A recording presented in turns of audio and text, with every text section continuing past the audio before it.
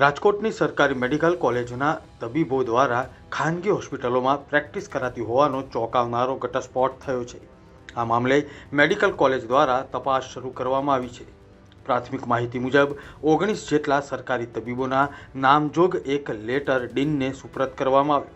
આ લેટરમાં આક્ષેપ કરાયો છે કે સરકારી પગાર ભથ્થા લેતા આ તબીબો નામાંકિત ખાનગી હોસ્પિટલોમાં પણ પ્રેક્ટિસ કરી રહ્યા છે।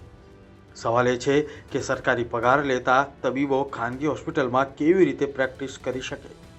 રાજકોટ મેડિકલ કોલેજના ડીન ડૉક્ટર ભારતી પટેલે આ બાબતે નિવેદન પણ આપ્યું છે। તેમણે કહ્યું કે વાયરલ થયેલા લેટરને પગલે અમે તપાસ શરૂ કરીશું અને આ માટે તપાસ કમિટી પણ બનાવવામાં આવશે। જે અમને લેટર મળ્યો છે એની અમને જાણ થઈ એટલે હવે અમે તપાસ ચાલુ કરી દીધી છે। એટલા જ અમે માટે ભેગા થયા છીએ અને અમે તપાસ કરશું, બીજું અમે કાંઈ ન કરીશું।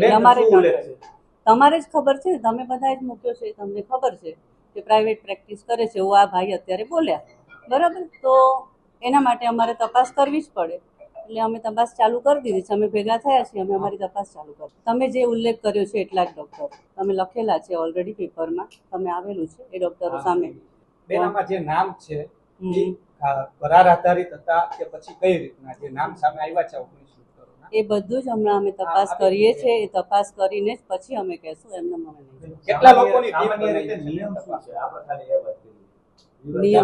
નિયમમાં શું નિયમ, જે ડૉક્ટરો પાસ આઉટ થાય એને એક વર્ષની એસઆરસી હોય છે અને પછી ગવર્મેન્ટ આસિસ્ટન્ટ પ્રોફેસર તરીકે નિમણૂક આપે છે।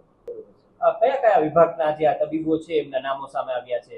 તમે ઓલરેડી પેપરમાં આપેલું જ છે કયા વિભાગના છે, એ ઓલરેડી છે જ। કેટલા ડોક્ટરોના અંદાજિત નામ સામે આવ્યા છે? આરોગ્ય વિભાગ તરફથી કોઈ આમાં સૂચના આવી છે? આરોગ્ય વિભાગને પણ પત્ર લખ્યો છે? હજુ નથી આવી જશે, પણ અત્યારે અમને તમારા તપાસ માટે અત્યારે મળ્યો છે એટલે અમે તપાસ ચાલુ કરી દીધી છે। એટલે આ ડોક્ટરો છે સિવિલ હોસ્પિટલની અંદર કઈ કઈ જગ્યાએ ફરજ બજાવે છે? હાજર હોય છે, નથી હોતા, શું હોય છે? એ માટે તો તપાસ કરવાની છે, એની તમે તપાસ કરે છે। હા, બરાબર જ છે। હા, આવે છે। હાજરી પુરાવતા હશે કે નહીં પુરાવતા? હાજરી બાયોમેટ્રિકમાં પુરાવે છે અને પુરાવે છે ઓલરેડી બાયોમેટ્રિક બધી જગ્યાએ લાગેલું છે એ। અને હવે તો જે એનએમસીના નિયમ પ્રમાણે મોબાઈલની અંદર જ બાયોમેટ્રિક્સ હોસ્પિટલમાં આવીને જ કરવાનું હોય છે અને એટલી રેન્જમાં જ બાયોમેટ્રિક થઈ શકે। પ્રાથમિક અમારી સામે જે તમે પેપરમાં મૂક્યું છે એ જ મારી સામે આવ્યું છે અને એ પ્રમાણે જ અમે અત્યારે તપાસ કમિટીની નિમણૂક કરવા બેઠા છીએ અને અમે હમણાં જ તપાસ કમિટીની નિમણૂક કરી અને તાત્કાલિક રિપોર્ટ કેટલા સભ્યો એ નક્કી કરવાનું છે, અત્યારે બાકી છે।